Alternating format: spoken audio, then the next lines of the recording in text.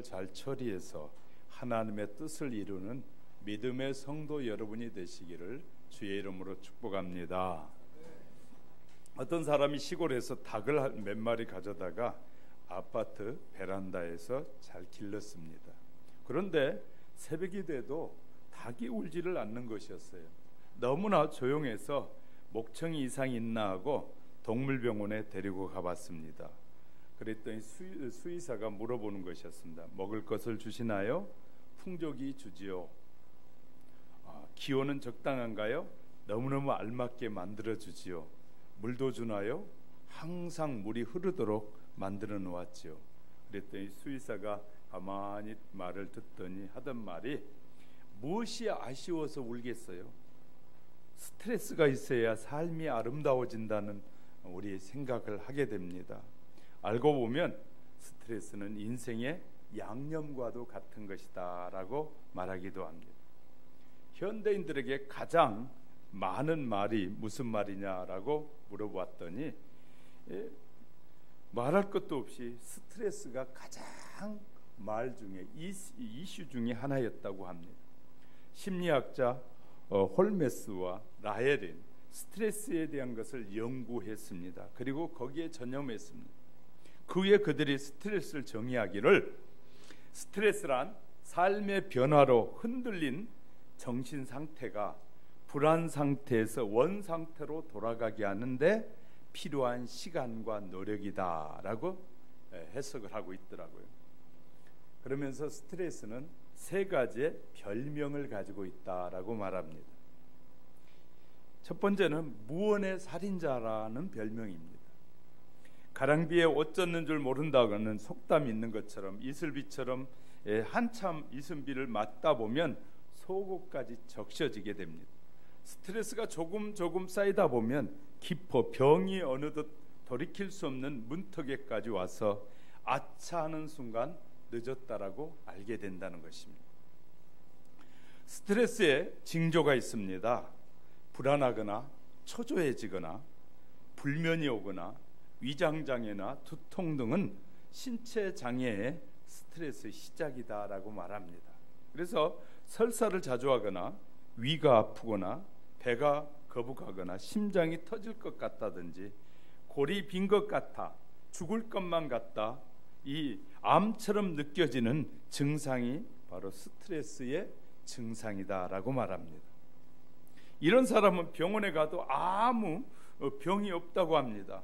이런 현상은 스트레스로 인해서 오는 것입니다. 암에 걸린 사람을 조사하니 암에 걸리기 전에 무엇인가 깊이 신경을 썼던 사람들이라는 통계도 나오고 있습니다. 그래서 스트레스는 이 무언의 살인자다라는 말을 가졌다. 두 번째는 무언의 공격자다라는 별명입니다. 쌓이게 되면 사람이 공격형으로 바뀌게 되는데 일반적인 작은 일에도 괜히 흥분하고 자기도 모르는 사이에 큰 일을 저지르게 되는 공격적인 삶으로 바뀐다는 거예요. 스트레스는 자기도 모르게 자기를 공격형으로 만들어 놓는다는 것이, 그래서 무언의 공격자다. 세 번째는 인생의 양념이다라는 별명이 있습니다. 예, 반찬에 양념이 없으면 맛이 없습니다. 스트레스는 양념이어서 스트레스가 없으면 인생에 맛이 없다고 말하는 분들이 있어요. 스트레스는 무언의 살인자요, 이 소리 없는 공격자, 인생의 양념이라는 심층적인 성격을 가지고 있다, 심리적인 성격을 가지고 있다라고 합니다. 그래서 정신과 의사였던 이시영 박사는 스트레스는 함께 사는 오랜 친구다라고까지 말하고 있습니다. 이처럼 사람이라면 누구나 다 피할 수 없는 것이 스트레스라는 사실입니다. 미국의 아리조나의 샌밸리라는 도시에는 미국의 억만장자들만 모여 사는 은퇴촌이라는 곳이 있다고 합니다. 저는 못 가봤어요. 그런데 그곳에 사는 사람들은 시내에 어울려 사는 사람들보다 치매 발병률이 훨씬 높다는 충격적인 연구 보고가 발표됐습니다. 이시영 박사가 조사하러 그 마을에 들어가 보니 정말 낙원처럼 그 지역을 아름답게 꾸며놨더랍니다. 55세 이하의 사람은 입주 금지라. 그곳에는 아이들의 소리가 전혀 들리지 않았고 젊은이들이 팔짱을 끼고 데이트하는 모습도 전혀 없고 노점상도 없고 길거리에서 벤치에 누워 자는 사람도 없고 그 지역은 자동차도 노인들을 놀라게 하면 안 된다고 15마일 이하로, 다시 말 우리로 말하면 20-30km로 조용히 가게 만들어 놨다고 합니다. 그래 걸어가는 속도와 비슷하게 모든 최신 의료 시설은 다 완벽하게 갖춰놓고 최고의 의사들이 배치되어 있는, 거기에는 세 가지가 없더랍니다. 첫째, 스트레스가 전혀 없고, 두 번째는 걱정이 없고, 세 번째는 변화가 없는 곳이었습니다. 이런 환경이 바로 치매 발병률을 높인다는 사실이 밝혀지게 된 거예요. 문제가 있고 문제와 싸우고 스트레스를 받으면 스트레스를 이기려고 발붕둥 치는 것이 병이 안 생기는 원인이 이미 밝혀졌다는 거예요. 최근 뉴스에 보면 아리조나의 지상 낙원에 사는 사람들이 다시 유턴한다는 보고가 있어요. 다시 옛날 살던 마을로 돌아온다는 얘기입니다. 스트레스가 없는 세상이라는 곳에서 살기 싫다는 것이에요. 부딪히며 그렇게 뒹굴고 갈등하면서 고뇌하며 사는 것이 바로 우리의 인생이라는 사실을 늦게야 깨달고 있다고 말하고 있습니다. 오늘 본문에 등장하는 사람들 가운데 가장 스트레스를 많이 받으시는 분은 말할 것도 없이 우리 주 예수 그리스도라고 생각되어집니다. 우리에게 그런 스트레스가 밀려온다면 우리는 며칠을 못 견디고 아마 죽었을지도 몰라요. 그러나 예수님이 스트레스를 받았다는 말은 성경에 기록되어 있지 않습니다. 예수님의 지상 생활을 들여다보면 주님이 이 세상에서 가장 스트레스 많이 받으셨을 때가 언제였을까를 돌아보면 겟세마네 동산에서 기도하다가 이 가룟 유다의 배반으로 붙잡혔을 때라고 생각되어지는데, 겟세마네라는 말은 쥐어짠다는 뜻을 가지고 있어요. 자, 그러면 쥐어짠다는 말이 무슨 말이에요? 그곳에는 감람나무가 많은데, 지금도 마찬가지입니다. 그 지역에 가보니까 감람나무가 막 수백 년씩 구루가 된 것이 지금도 있는데요. 그 감람나무가 많은 그곳에서 기도하시는데 쥐어짜듯이 예수님이 하나님 앞에 기도하신 것이 결사적인 기도인 것이죠. 보통 사람들이 기도할 때는 무릎을 꿇고 하든지 그렇지 않으면 손을 들고 기도할 것입니다. 그러나 예수님은 얼굴을 땅에 대고 기도하셨는데 이 땀이 흘렀는데 땀방울이 핏방울이 되었다. 이 말은요, 기도를 하는데 얼마나 간절하게 했던지, 쥐어짜는 기도를 했던지 그 몸에서 나는 땀이 핏방울처럼 여겨졌다. 이때 예수님이 제자들에게 말씀하시기를 오늘 본문 26장 38절에서 내 마음이 심히 고민하여 죽게 되었으니 라고 분명히 말씀하고 계십니다. 심히 고민되어 죽을 지경이라고 라면 얼마나 스트레스를 많이 받고 계셨을까를 우리는 예측해 볼 수 있는 것이죠. 그때 예수님은 어떻게 스트레스를 이기셨을까 우리는 생각해 보려고 합니다. 요즘 스트레스에 대한 연구에 두 가지 신조어가 생겼는데요. 유스트레스, 디스트레스라는 말입니다. 유스트레스는 필요한 좋은 스트레스라는 말이고, 디스트레스는 안 좋은 이 스트레스를 말합니다. 디스트레스는 독약이고 유스트레스는 양약이다라는 말이 있을 정도. 누구에게나 언제 어디서나 받기에 이 스트레스를 처리하는 비결을 모르면 죽게 된다는 것입니다. 사고를 치게 되고 스트레스로 인해 사겠죠. 그러면 일상생활에 밀려오는 스트레스를 어떻게 처리해야 지혜롭게 처리할 수 있을까? 역시 그 모델은 예수님이신데 예수님처럼 하면 스트레스를 이길 수 있다는 사실입니다. 영적 성장을 위한 스트레스를 처리하려면 관리하는 훈련을 분명히 받아야 됩니다. 스트레스를 어떻게 관리하고 처리하는지에 이 스트레스 훈련을 받아야 되는데, 성도의 모든 훈련의 표준은 예수님입니다. 영성이란 한마디로 예수님의 성품을 닮아가는 것을 말합니다. 예수님의 스트레스를 받으면 어떻게 처리하셨는지를 살펴가는 동안에 우리도 영성 훈련을 통해 스트레스를 처리하여 늘 즐겁게 사는 지혜가 저와 여러분에게 가득해지시기를 주님의 이름으로 축복합니다. 축복합니다. 얼굴을 드시고 잘 오늘 들으시면 여러분에게 복된 메시지가 될 것입니다. 첫째는 감사는 마음으로 감사하는 훈련을 받아야 됩니다.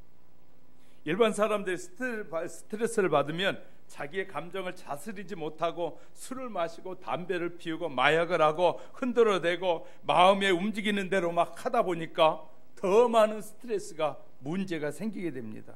그런데 파괴적인 행동도 서슴없이 하게 됩니다.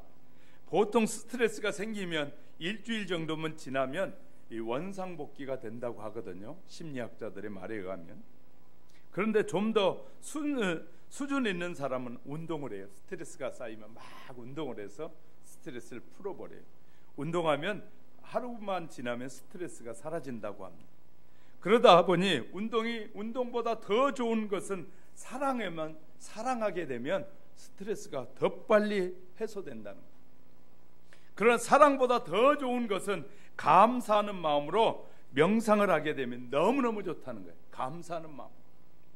감사할 조건을 하나하나 찾으면서 나아가면 스트레스 받은 환경에서 벗어나게 되고 그런 차분한 성도로 바뀌게 된다는 거예요. 그래서요, 감사의 마음을 가지라는 거예요. 하나님께서 나를 돌보고 계심을 믿으면 감사가 저절로 하게 된다는 것입니다. 예수님은 땀이 땅에 떨어진 핏방울을 대는 스트레스를 받으셨습니다. 이때 주님은 이런 기도를 하셨어요. 39절에 보니까 내 아버지여, 만일 할만하시거든 이 잔을 내게서 지나가게 하옵소서.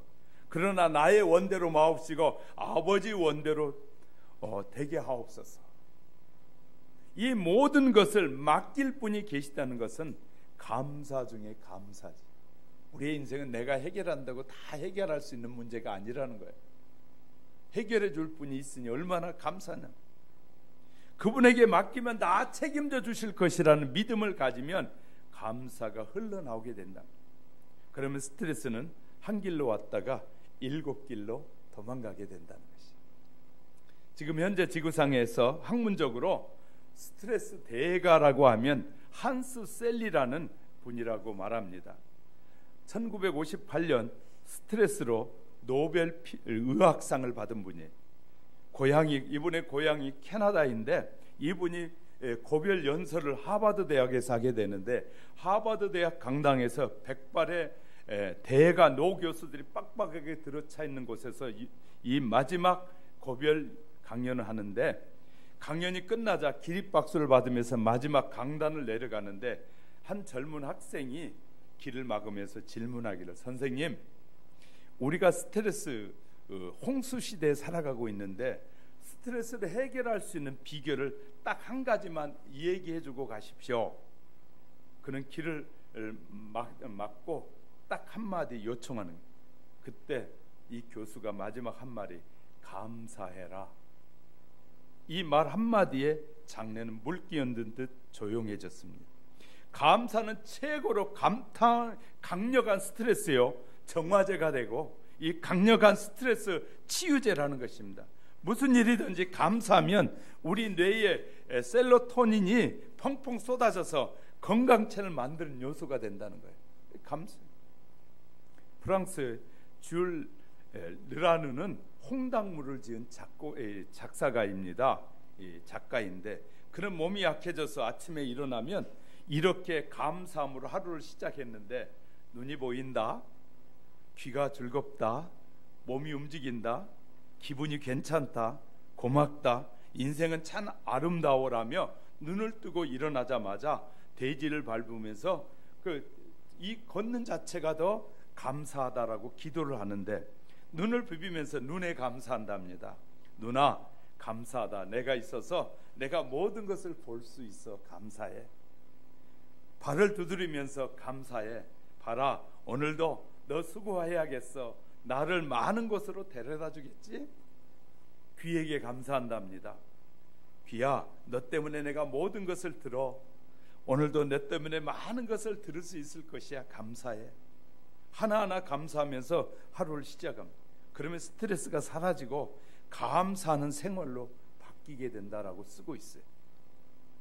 지혜로웠던 성경의 솔로몬 왕은 권면하기를 잠언 17장 22절에서 마음의 즐거움은 양약이라도 심령의 근심은 뼈로 마르게 하느니라 라고 보면, 사람에게는 누구에게나 지성과 감성과 영성 세 가지가 있는데, 지성 훈련을 하기 위해서 엄청난 돈을 들여서 공부를 해야 되고, 이 시간을 할애해서 책을 읽어야 되고, 스승을 잘 만나야 합니다.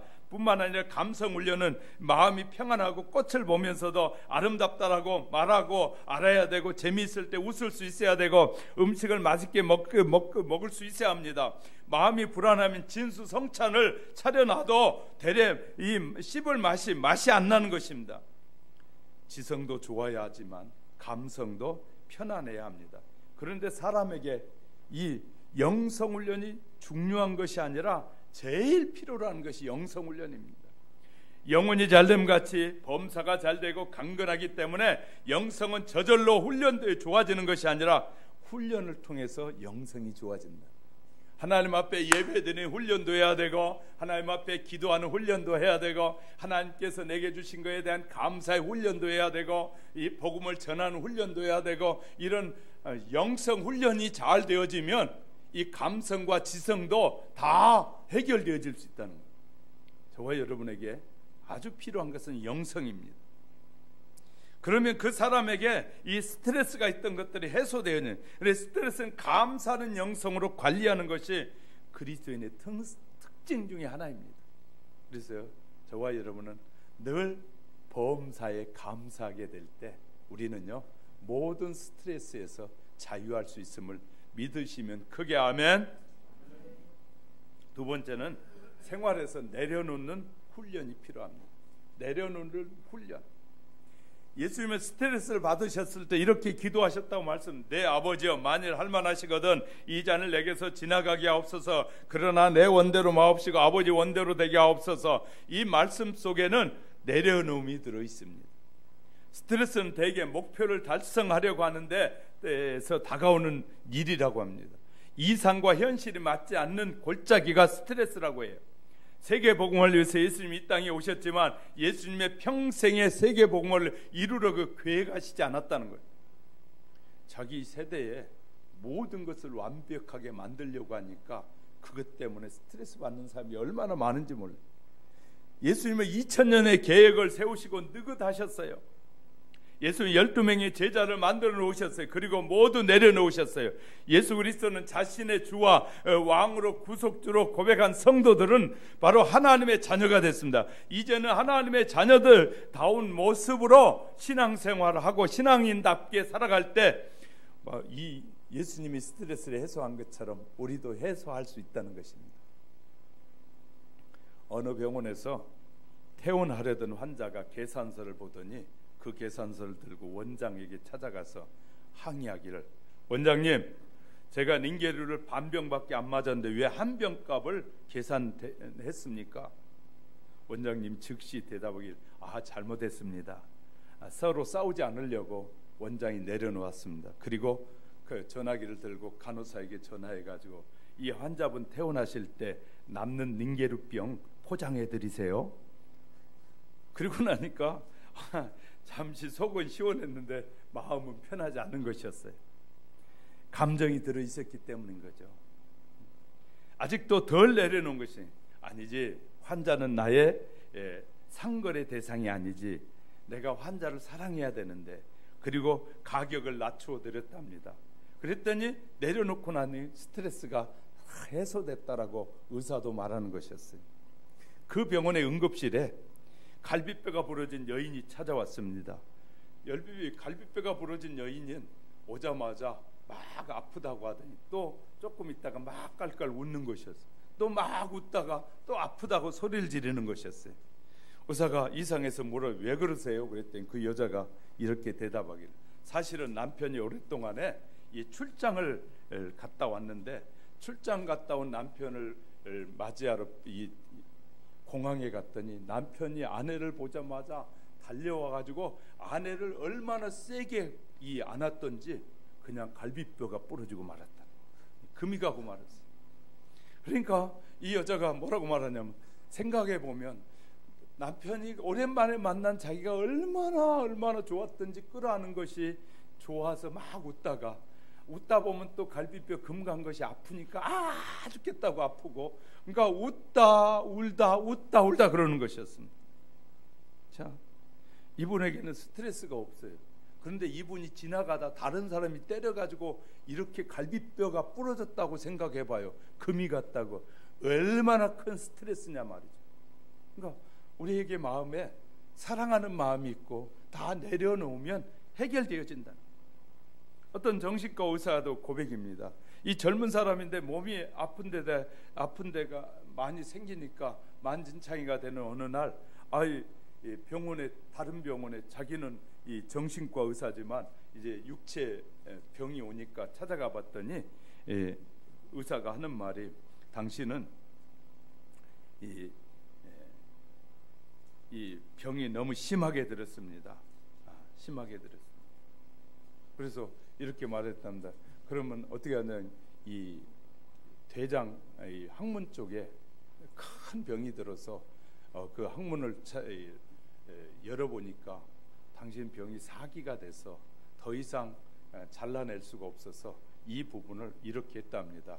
그냥 이 대변만 나갈 수 있는 조그만 통로만 열어놓고 나머지는 그냥 꼬매고 나서 하는 말이, 그냥 편히 살다가 그냥 죽음을 맞이하십시오. 그랬더니 그 의사가 가만히 생각해 보니까 이제 방법이 없잖아요. 그래서 그는 병원 문을 닫고 지리산으로 들어갔답니다.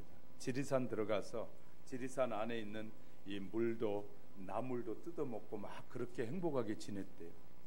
그리고 나서 죽을 날 의사가 말하던 2달이 지났는데도 괜찮더라는 거예요.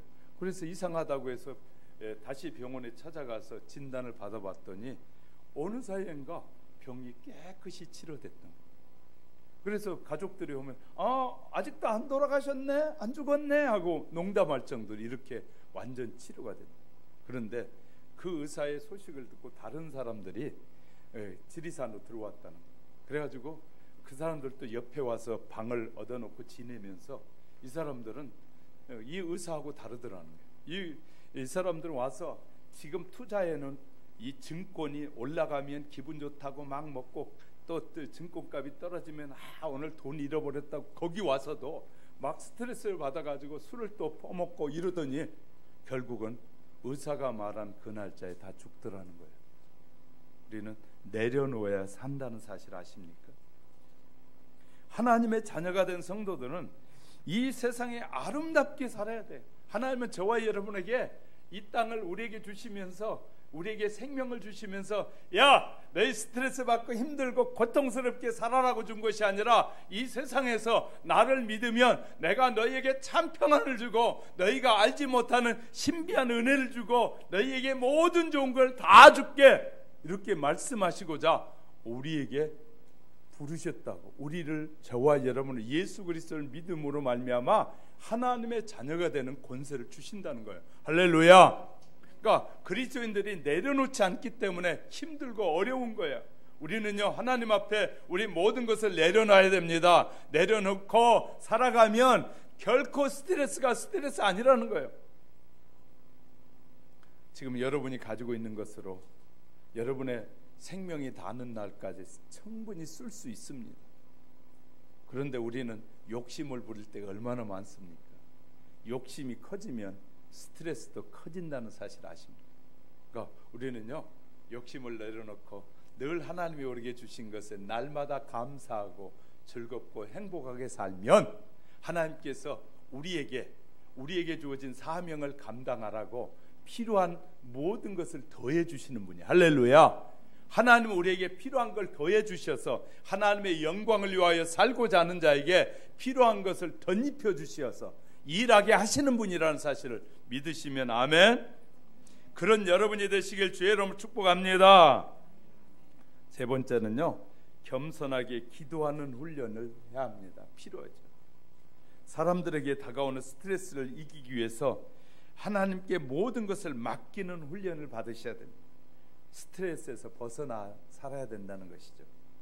예수님의 스트레스가 가장 크게 밀려오는 순간 뭐했다고요? 아버지여, 만일 할만하시거든 이 잔을 내게서 지나가게 하옵소서. 그러나 나의 원대로 마옵시고 아버지 원대로 하옵소서. 우리 한번 읽습니다. 시작. 내 아버지여, 만일 할만하시거든 이 잔을 내게서 지나가게 하옵소서. 그러나 나의 원대로 마옵시고 아버지 원대로 하옵소서. 이 말씀 속에는 모든 것을 다 하나님께 맡기겠다고 하는 의미가 들어있는 거예요. 철저한 순종을 말하고 있는 것입니다. 사람들이 아무리 스트레스를 주어도 예수님은 스트레스를 받지 않으셨어요. 그 비결은 모든 스트레스를 해결해 주실 아버지 앞에 다 맡기고 기도했기 때문이다. 할렐루야. 저와 여러분이 하나님 앞에 맡기고 기도하면 훨씬 스트레스가 줄어든다는 사실을 믿으시기 바랍니다. 그러니까 우리가 하나님 앞에 맡기고 살지 않으니까 스트레스가 얼마나 커서 막 미칠 지경까지 이루는 사람들이 있어요. 기도의 삶을 살면 하나님이 어느 날 기도하면, 야, 김 목사, 그거 걱정하지 마, 내가 해결해 줄게. 믿으면요, 하나님이 해결해 주실 때가 얼마나 많은지 몰라요. 우리가요, 스스로 스트레스를 만들어서 스트레스를 받고 있다는 사실을 아셔야 됩니다. 저는 동물의 왕국을 프로그램을 자주 보는데 사자가 제일 좋아하는 먹이가 얼룩말입니다. 이 얼룩말 한 마리를 잡으면 먹을 것이 넉넉하고, 그래서 사자가 매우 좋아하는 맛있는 이 음식이기도 하죠. 그런데 얼룩말은 언제나 사자의 공격 대상 1호예요. 얼룩말을 잘 때도 서서 잡니다.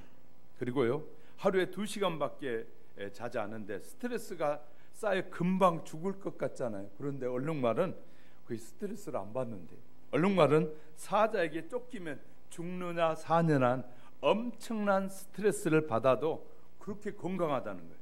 그 이유를 연구하는 사람들이 발표했는데, 그 이유는 사자가 얼룩말을 쫓을 때 생명이 보존될 확률이 5번 중에 4번이래요. 다시 말해, 빨리만 눈치채면 피해갈 수 있다는 거예요. 피할 수 있다는 거예요. 그런데요, 사자가 이 얼룩말을 쫓을 때 10초만 도망하면, 10초 동안만 도망하면 사자는 얼룩말을 못 잡아먹는데, 그러니까 10초만 버티면 된대. 사자와 얼룩말이 눈이 마주쳐서 이 얼룩말이 뛰기 시작하는데 10초만 뛰면 그때는 사자가 얼룩말을 못 잡아먹는데, 그래서 실패율이 5번에 4번이라는 거예요. 그러니까 얼룩말은 그렇게, 그러면 얼룩말이 이렇게 말한답니다. 죽을 뻔한 이 순간이 지나고 나면 얼룩말이 큰일 날 뻔했네? 그리고 돌아서 가버린다. 그래야 얼룩말이 스트레스를 안 받는다는 거예요. 그러니까 큰 문제가 있었는데도 돌아서면서 하는 말이 큰일 날 뻔했네? 죽을 뻔했네? 그리고 그냥 돌아선대요. 그러니까 스트레스가 안 된대. 저와 여러분에게 엄청난 일이 생겨도, 그리스도인들에게 생겨도 주님 앞에 맡겨버리죠. 맡기면 스트레스가 확 줄어드는 거예요. 예. 어느 의사가 이런 말을 해요. 너무너무 한 사람이 아프다고 환자가 찾아와가지고 상담을 하는 것이었어요. 선생님, 온몸이 아파 죽겠어요. 내 병을 좀 진단해 주시고 확인해 주세요. 그래서 의사가요, 종합검진을 다 해봤는데 이 사람에게는 병이 없는 것이에요. 아니, 종합검진은 당신은 건강한데요? 데이터상에 전혀 문제가 없는데요? 그랬더니 그분이 그때서야, 의사 선생님이니까 얘기 드릴게요. 제가 원래 사업을 했는데요, 친구, 가정, 이웃 사람들에게 돈을 빌려가지고 이 사업을 했다는, 어느 날 문제가 생겨서 사업이 완전히 망했는데, 그래서 이제 돈을 못 갚았다는 거예요, 그 사람들에게. 그러니까 그 사람들이 얼마나 쫓아와가지고 전화를 받으면 전화에다 대고 욕을 하고 집에 쫓아와서 막 문을 놓고 하면서 돈 내놓으라고 막 하니까 그것이 너무너무 스트레스가 됐다는 거예요. 그런데 아직도 못 갚았는데, 그래서요, 그냥 전화만 오면 가슴이 덜렁하고, 누가 와서 문만 두들겨도 형사가 왔나 누가 찾아왔나 해가지고 가슴이 덜컹거렸다는 거예요. 그래서 의사가 설명했었던 돈만 빚만 갚으면 해결될 문제입니다. 그랬더니 이분이 가서 이제 자기가 있는 재산을 정리해가지고 빚을 갚았는데 한번 다시 의사에게 찾아와서 이러더랍니다. 선생님, 아니 세상에 빚을 갚아놓고 나니까 그렇게 편한, 누가 전화가 와도 전화 소리가 들려도 가슴이 울렁거리지 않고, 누가 와서 집에 와서 문을 두들겨도 그냥 이제 병이 아무런 걱정 근심이 없다는. 그런데 내가 이렇게 병이 지속되는 것은 그 잘못된 이 습관 때문에, 지금까지 그렇게 막 전화가 오고 할 때마다 이 습관 때문에 그런 병이 걸렸노라라고 고백했다고 합니다. 자, 병은 뭐 한다고요? 문제, 잘못된 습관 때문에. 남의 빚을 썼으면, 돈을 썼으면 당연히 갚아야죠. 안 갚으니까 스트레스가 됩니다. 갚으면 스트레스가 해소됩니다. 그러니까 우리 잘 알아야 돼요. 그래서요, 잘못된 습관을 20번쯤 바꾸기 시작하면 이 습관이 되고, 그것이 나중에는 좋은 습관이 영성이 돼서 저와 여러분을 건강하게 만들어주는 것입니다. 건강하게 만들어.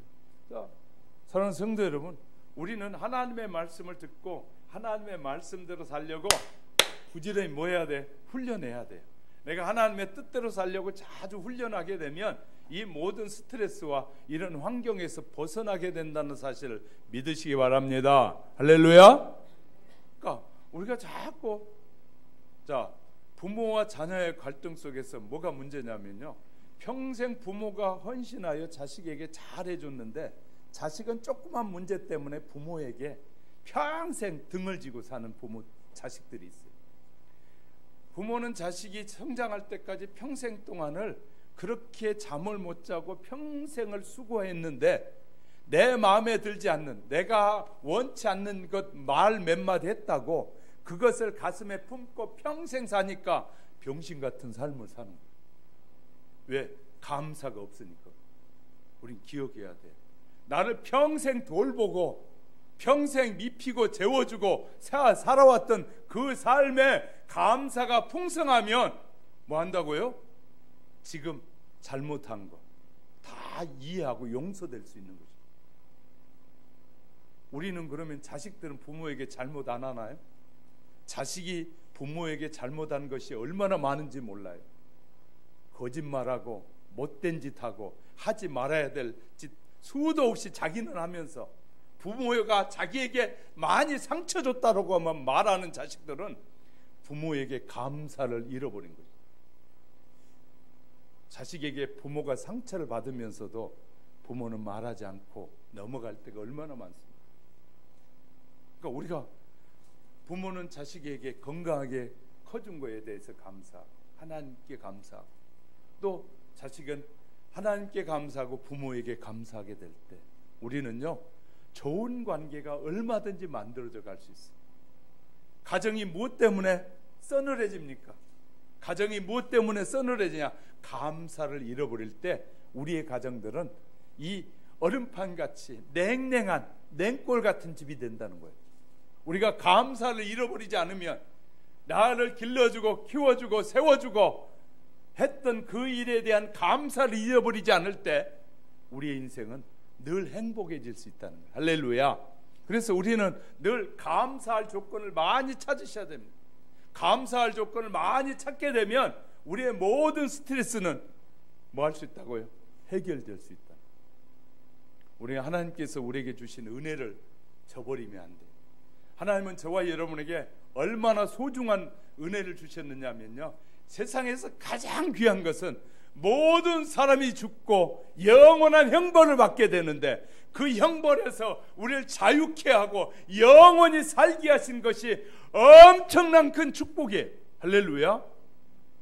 엄청난 축복을 받았는데 우리는 기도하다가 뭐 내 뜻대로 안 되고 뭐 내 뜻대로 하나님이 응답해 주시지 않았다고 삐지고 그러지 않았다고 막 하나님 앞에 대해서 이 불평불만하게 될 때 우리는 근본적인 하나님의 감사를 잃어버릴 때 일어나는 일들이에요.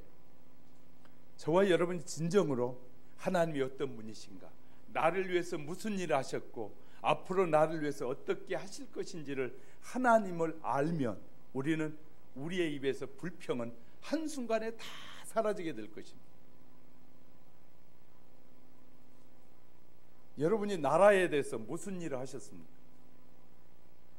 어떤 사람은 나라에 대해서 불평이 얼마나 많은지 몰라. 여러분이 이 나라는요, 우리가 세워가야 될 나라입니다. 우리는 불평불만하기 전에 내가 나라를 위해서 무엇을 하고 있는지 우리는 돌아봐야 됩니다.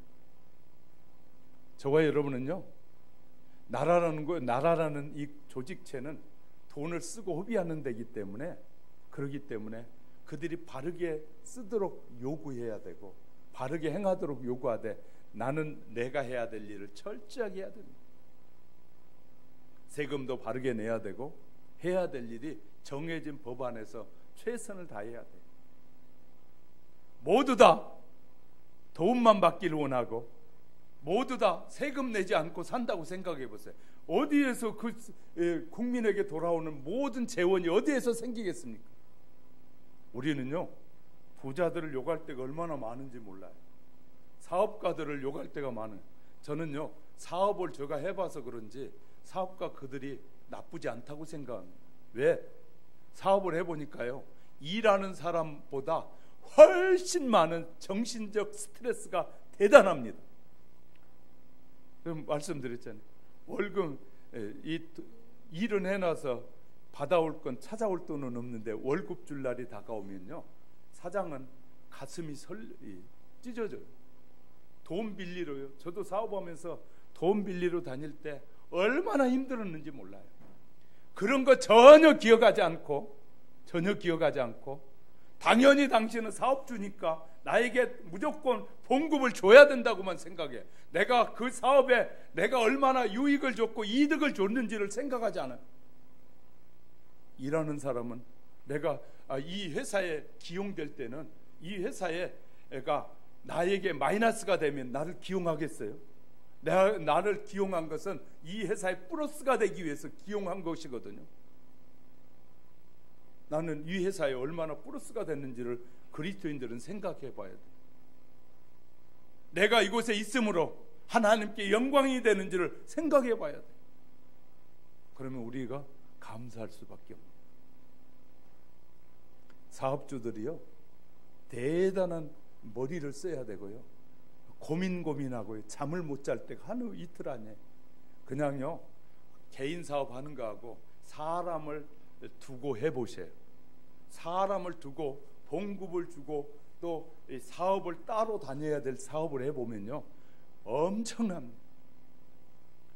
물건이 없으면 공장이 쉬잖아요. 그러면 가만히 앉아서도 하루에 수백만 원, 수천억이 나가야 될 때 사업자는 어떻겠습니까? 그런 사업을 안 해본 사람들은 별것 아닐 거라고 생각해요. 그런데요, 자기 인생이 망가져 버려요. 일을 내가 못 따오고 봉급을 못 주게 되면 회사의 문을 닫아야 되잖아요. 우리 대기업 하나가 문 닫으면 어떻게 되던가요? 수만 명의 실직자가 생겨요. 수만 명뿐만 아니라요, 그 뒤에 있는 가족들까지 하면 수십만 명이 굶어 죽어야 돼. 일자리가 없어서. 그렇게 수십만 명의 일자리를 만들어준 그 사장님들을 무조건 나쁜 놈이라고 몰아붙이는 건 옳지 않는 일이에요. 우리는요, 그들이 돈을 바르게 쓰고 바르게 벌게 해서 바르게 쓰게 해야 되는 것이 정치인들의 일이거든요. 자기들이 할 일을 안 하고 자기들은 남이 돈 벌어놓은 거 몰래 갖다가 쓰고, 글쎄 사업주들 감옥에 가두는 사람들, 나쁜 사람들 하나둘이 아니에요. 우리나라 정치 역사 속에 보면요, 집권자들과 국회의원들이 얼마나 기업에다 돈을 많이 빼어서 썼습니까? 그래놓고 그들을 감옥에 또 가둬요. 누가 나쁠까요?